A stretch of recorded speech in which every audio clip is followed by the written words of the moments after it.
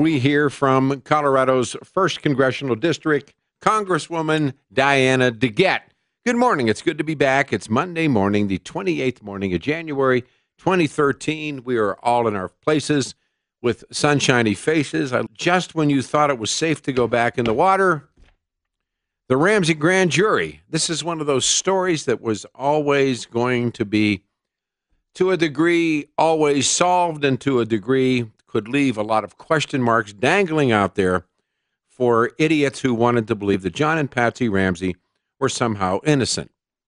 And I wonder what this is going to do. There's been a sort of a newsroom rumor that's been floating around now for a little over a year that none other than Paula Woodward is writing a book. This is for real, that Paula Woodward has been writing a book either designed to attack the media or to exonerate the Ramseys. As you know, we had dubbed her Paula the Brown-Nosed Reporter when we were back with Don Reggae doing the old media horror production songs. And one of the biggest laydown, perhaps the biggest laydown in the city when it came to the Ramseys was none other than Channel 9's Paula Woodward with that powerful question, how's Burke, if you remember that. And we did parody tunes on her and everything like that. And there's been a rumor, consistent rumor. Julie Hayden and I have heard it. Governor Owens called me. He'd heard it, that somehow Paula Woodward was going to write a book about the Ramseys. I, for one, couldn't wait. I just, I said, I can't wait. Can't wait to get the interview. And everybody said, you'll never get the interview. And I said, oh, sure, we can get the interview. Everybody said, oh, sure, you can't get the interview. And now, of course, we hear this. Now hear this. The Ramsey grand jury voted to indict John and Patsy back in 1999, but that hard-hitting Alex Hunter said no. Remember this, folks? Don't worry. Be happy. This is one of the most scummed up, dirty things that ever happened. Police have finally done their work, and now they'd like to talk to Burke. Grand jury, the Ramseys. Remember this? We'll get Dawn up this morning. Let's give a little taste of that. And now apparently there are multiple sources, including members of that grand jury, have confirmed to the Daily Camera what Hunter did not say that day. The grand jury voted to indict both John and Patsy on charges of child abuse resulting in death in connection with the events of Christmas night 1966. Well, of course, they killed that kid. Patsy killed the little girl, and John helped in the cover-up. I mean, end of story. Remember all the threats? We're suing. They were the echoes of the threats of the current sitting mayor. We're suing. Nobody sued anybody. The only people they sued were people that were silly enough to believe that that young fellow Burke Ramsey had something to do with it. But how much more damning of a time do you need for Mary Keenan Lacey? How much more damnation can be heaped on the head of that woman? She's the one who clears the Ramseys. She's the one who assists that scuzzhead Michael Tracy, the communications professor at the University of Boulder School of, quote, journalism and mass communication, as they groom John Mark Carr. It's her. It's Mary Lacey, Mary Keenan Lacey, who should probably, I mean, we talk about this. She should be shunned. When you see her, turn your back.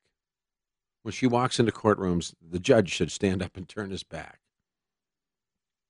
These people got away with murder. Patsy Ramsey got away with murder.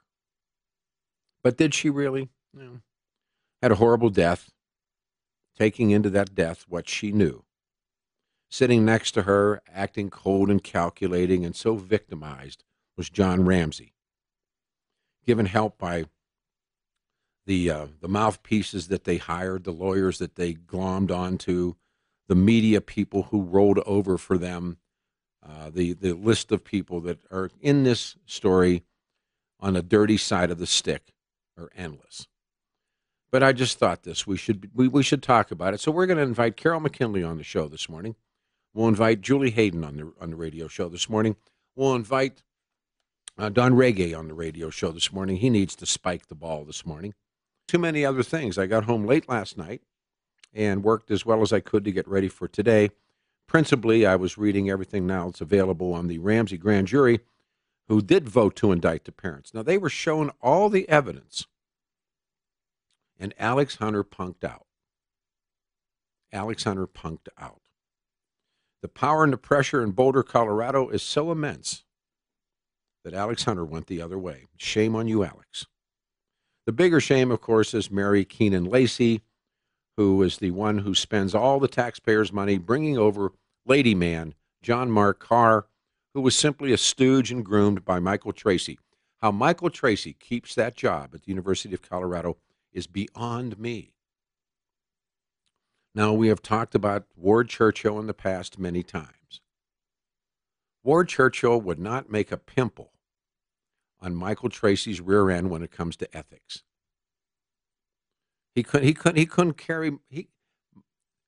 Ward Churchill could not carry Michael Tracy's jock out on the field to play. That's how bad Michael Tracy is. And yet there they all are. And she exonerates the Ramseys before she leaves office. And now what drops out? Surprise, surprise. There were people who did the good job. And there were people who did absolutely horrible jobs. Remember when we named it the Ramsey Mountain News? The Rocky Mountain News was getting deals. They could do bulldog editions, and they were getting total lay-down help. Patsy wrote the ransom note. There's no question about any of these things. They had a multi-million-dollar legal team. And if you remember back, and I was trying to read last night, lawyers from the Ramsey team told the Daily Camera in the year 2000 that they were told that the grand jury did not vote to indict their clients. What a couple of liars they turned out to be. The great reporting that was done on the Ramsey case, and there were some good reporters. Charlie Brennan was one of them. I put Julie Hayden in there. Carol McKinley was in there. She was great. Those people did good work. But boy, there were some dogs on that one, wasn't there? It's just like everything else that we've now watched. The Ramsey case is not, as someone's asked, is it forever unsolved? No, it was solved. Patsy did it. It's not that tough. That wasn't that tough, and we can speak about it. You're not really shocked to hear that the grand jury voted to indict John and Patsy. They lawyered up. They threatened people. They did everything that they could.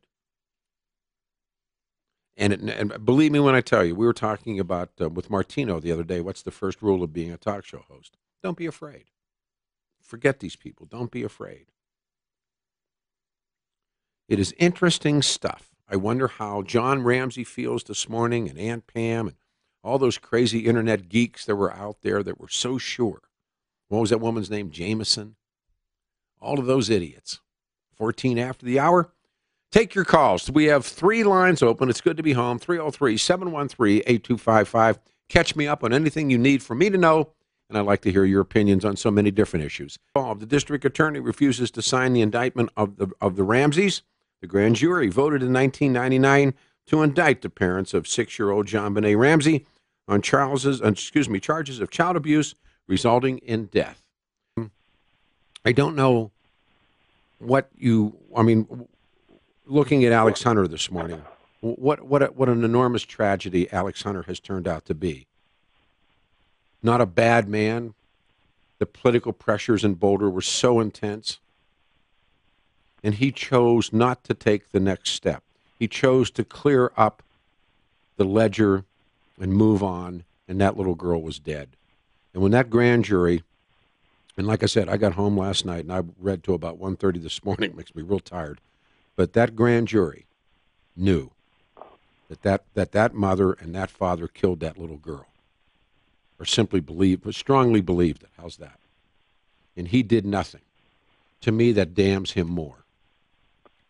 Exactly right. It isn't like Peter Boyle's doing a radio show saying, hey, Patsy did it, and it had nothing to do with me. I mean, I firmly believed it. I believe it this morning. I believed it when John Mark Carr, I remember when Craig Silverman, and we'll invite Craig and Dan on the radio show this morning, when Craig Silverman called me at home and saying, well, they caught the true killer, and he wanted to bet money that it was the true killer.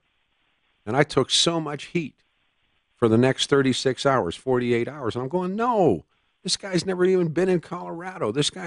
He was in Bangkok, Thailand, having boobs put in. They were calling him a lady man. That Mary Keenan, who exonerated the Ramseys, they remember they had champagne and caviar on a right. I mean, all that stuff. Those people are despicable human beings, Tom. Those people have power and strength and hold positions, have badges in their pockets, and they could put your ass in jail.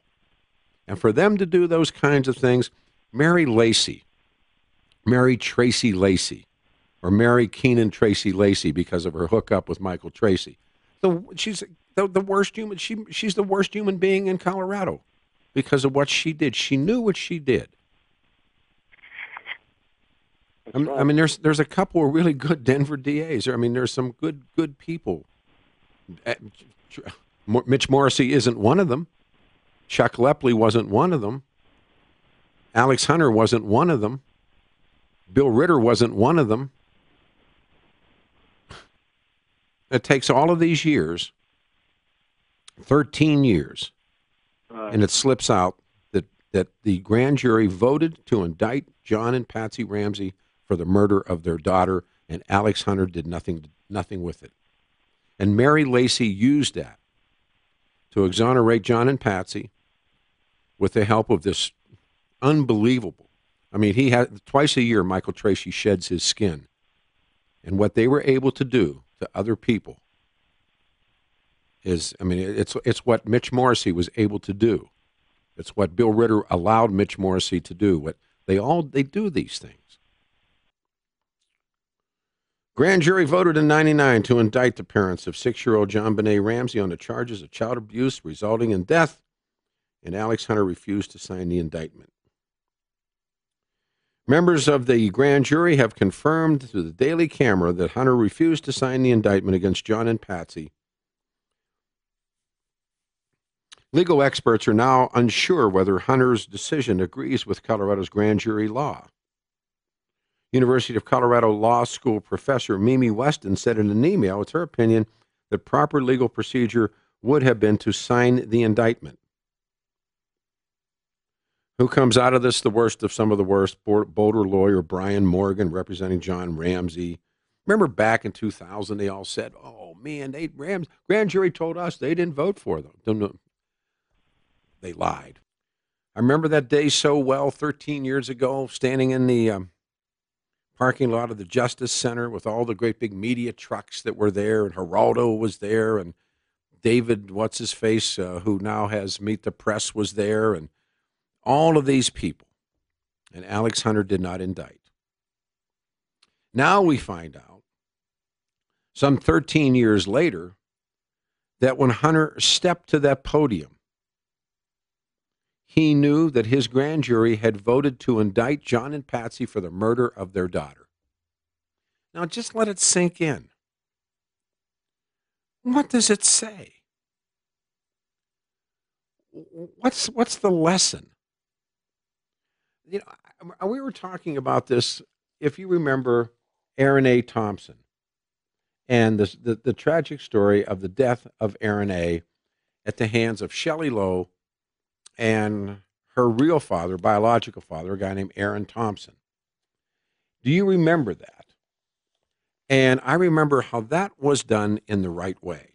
And I do remember the hue and cry that came, and it said, oh, the little white girl in Boulder, how she was treated versus how the little African-American girl in Aurora, Colorado is treated. And I said, you're right.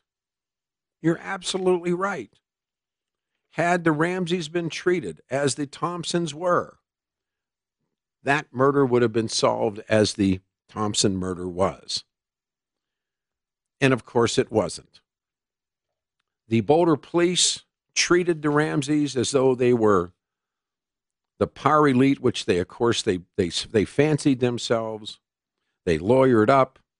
They refused to speak. The Boulder police did everything wrong. They couldn't have done anything right. There's not one thing they did that was probably right. And by the time guys like Detective Dave Thomas got into the act, what did they do to Dave Thomas? They drove him out. And then, said and done, then comes Mary Keenan Lacey Tracy, Racy Macy. The worst of the worst. There couldn't be anybody worse than her. And she's the one that exonerates the Ramseys. And they walk off, and of course the death comes to Patsy, and John goes on and remarries, and it's all, and he is, they sold their book to Christian publishers, and they claimed great faith in Jesus, and they were saved by the cross, and the rest of that rot that went along with it. And now what? And now what? We find out that the grand jury, in fact, indicted them. And then from what? And then, of course, then comes years later, when out of the clear blue of the western sky comes Lady Man, John Mark Carr. He's in Bangkok getting women's breast implants done. He is being groomed like he's going to be a target for a sexual predator by none other than Professor Michael Tracy, who made films and movies about the innocence of the Ramseys. I have no idea how he keeps his job. If Ward Churchill got booted out, this guy should have gone. He should have been carrying. He should have been carrying Ward Churchill's briefcase out the door. Mary Tracy, the worst of the worst. And now this. It comes to this. And what does that tell you about justice? Look at what happened to the Thompsons, and as well should have. Shelley Lowe's dead, and Aaron's in the joint, and John Ramsey lives in Michigan and walks around, ran for office. Patsy was going on the Jesus shows and crying about her son, or crying about her daughter, and was allowed to get away with it. Channel 9 laid down so far they could look up. The Rocky Mountain News, the Ramsey Mountain News, bulldogging it. The things that were said to me and said to other people. It's despicable. Mark, you're on the radio show. Good morning. Hey, Pete, I'd like to go on record on your show. I've been posting on the Ramsey forums for years. I say that Patsy did the whole thing, and she did it deliberately. I don't think she did it deliberately. There's where we break down. Not too many people do. Why would she do it deliberately? It's part of a psychotic fantasy. It's typical of people in psychosis. They convince themselves that a destructive act is constructive, and she essentially put Jean Bonnet in heaven to precede her own death. But why would there be two strikes? In other words, there's the head, the back of the... That was the thing that tipped me off, because when the case broke, I had been reading Joseph Campbell and the like for years, and it's typical of sacrifices to have those types of blow to the head and a strangulation or even a cut throat. No, I mean, with deference, there was an accident that turned into a murder. Well, the key to the case and the signature of the case is the literature tied to the case. Sure. And people have been speculating on that, and but they don't go very deep into it. Particularly the works of Muriel Spark. Mm-hmm. Many things are taken mm-hmm. from her works, and also the Psalms. I got a question for you. Last time we talked to you about this, you said that you had a good authority that there was no milk in the bowl of pineapple. Is that true? I never said that. There was no. There was the bowl of pineapple. Patsy. Here, let's back it all the way up. John Bonet's favorite snack was pineapple. Pineapple was found in her stomach. Yeah. Proximal intestine. Yeah, it was so you could time when she ate. Right. Now, there was a bowl of pineapple found in the home. Well, most people. No, wait a minute. Wait, slow down. The Ramseys claim that when they left the Whites on Christmas night, John Bonet was asleep, and they carried her upstairs and put her to bed. Right. And they also then made a claim that somehow this murderer redresses her, which is an absolute lie. So when they do the autopsy, they find pineapple in her, we'll say in her gullet, and in the bowl in the refrigerator was a plate, or if you would, a bowl of pineapple. It was out on the table, or was a bowl? No, the bowl. A bowl on the kitchen table. Right. And so what was clear is that when she came home from the Whites, she had pineapple before she went to bed. Absolutely. John and Patsy claimed she was asleep. They carried her in and put her to bed, and somehow this murderer actually redresses her. It's so it's so crazy. Here's the thing: there was milk or cream in the bowl. You can get the photo of it online, and there's also an interview Smith shows John Ramsey that photo, and Ramsey says it looks like there's milk in the bowl. Well, I know there was. I mean, but again, well, you can see, you can see the picture online. I know, and Ramsey says so. And there's also this, but there's nothing that comes out of John Ramsey's mouth that isn't a lie.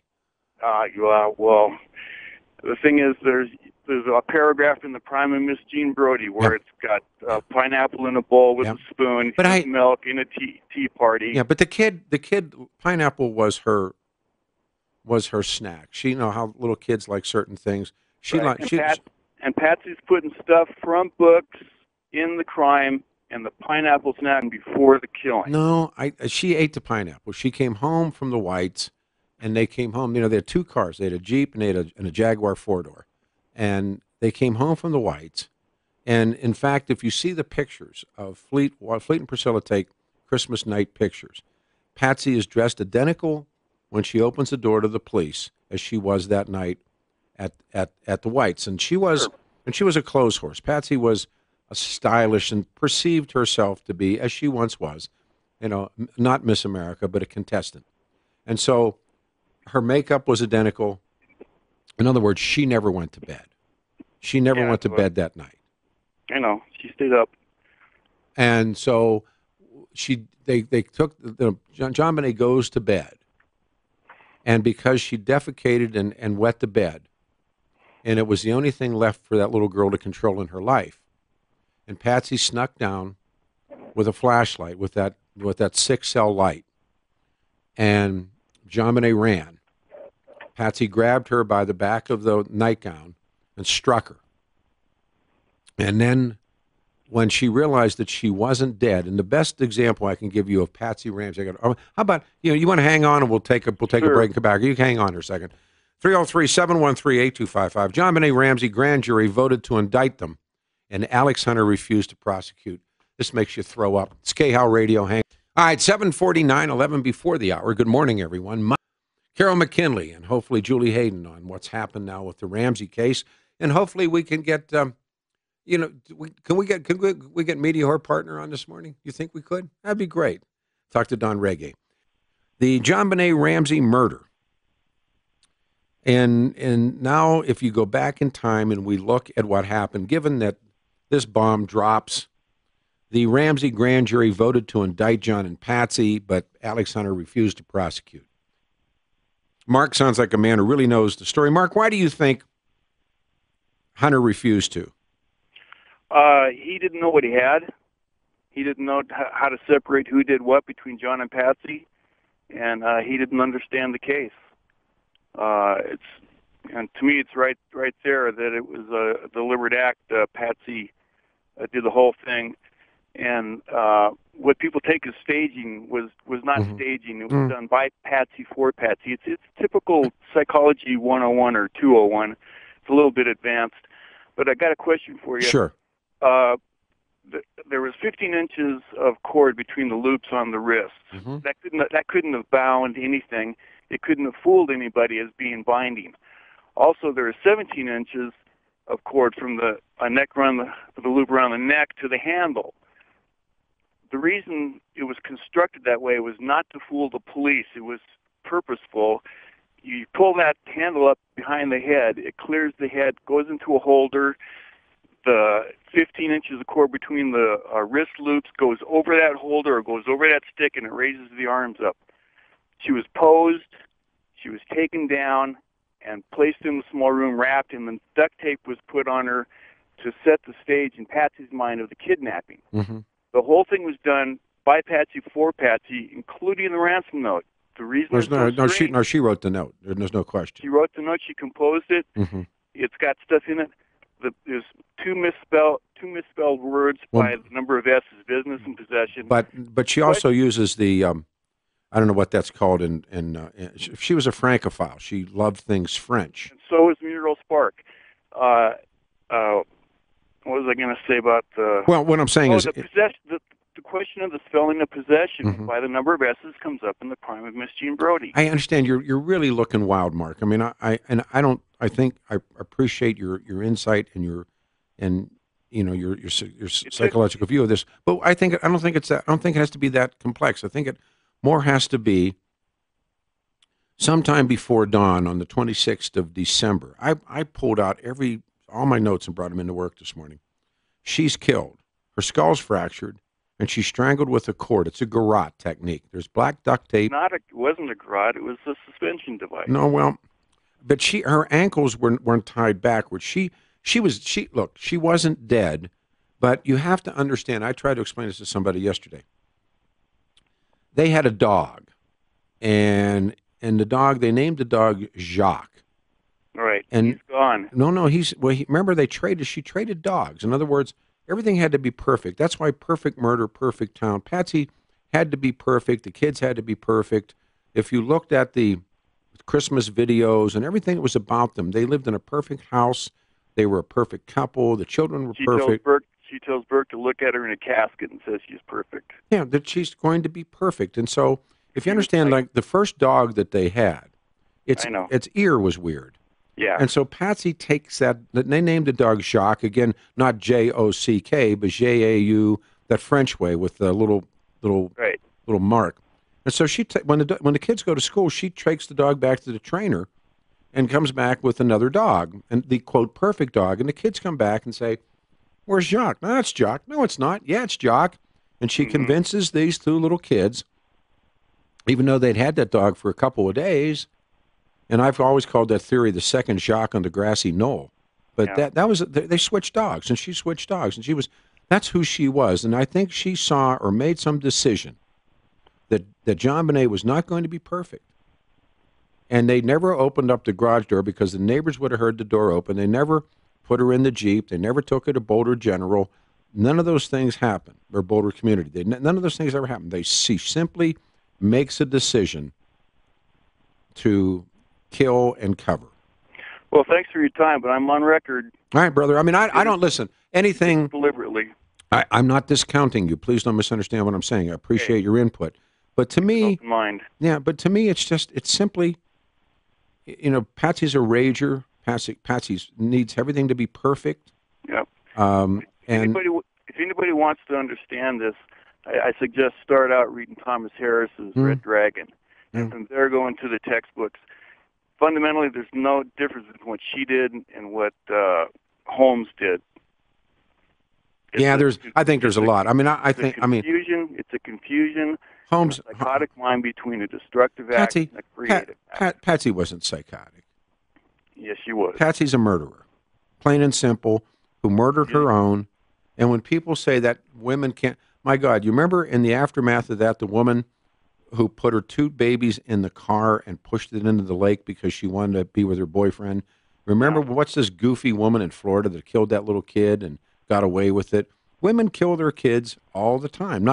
And so when a normal loving mom can't look at Patsy and go, "Oh my God, she couldn't have done it because I love little Blinky here." Well, that wasn't the case.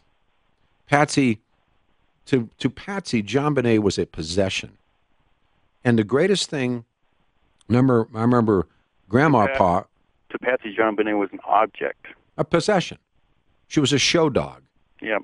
And to John Bonet, and to Patsy Ramsey and her mother and her sister, Crazy Aunt Pam, they once said the highest thing that any American woman could ever adhere to would be to Miss America.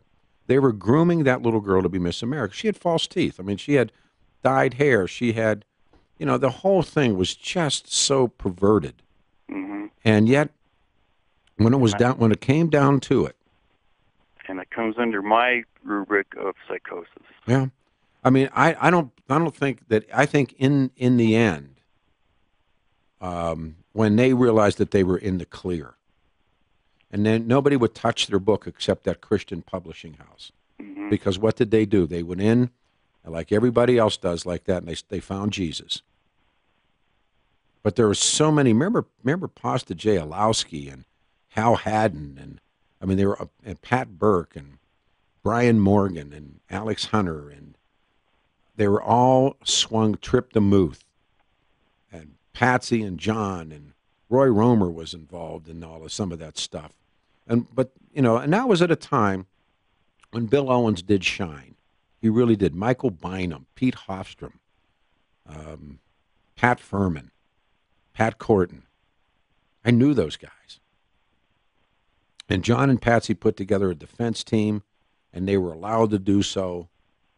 And they beat the system in Boulder. They could have not beat the system in Aurora.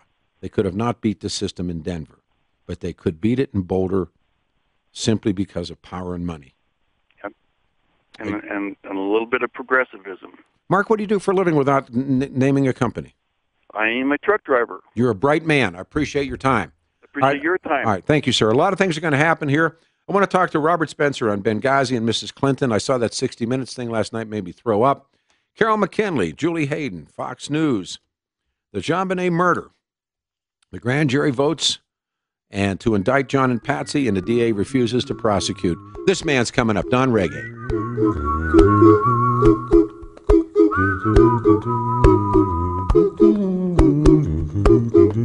Police have finally done their work, and now they'd like to talk to Burke.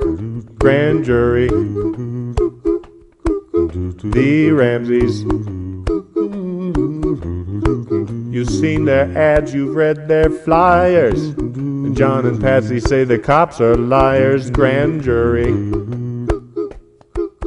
the Ramseys.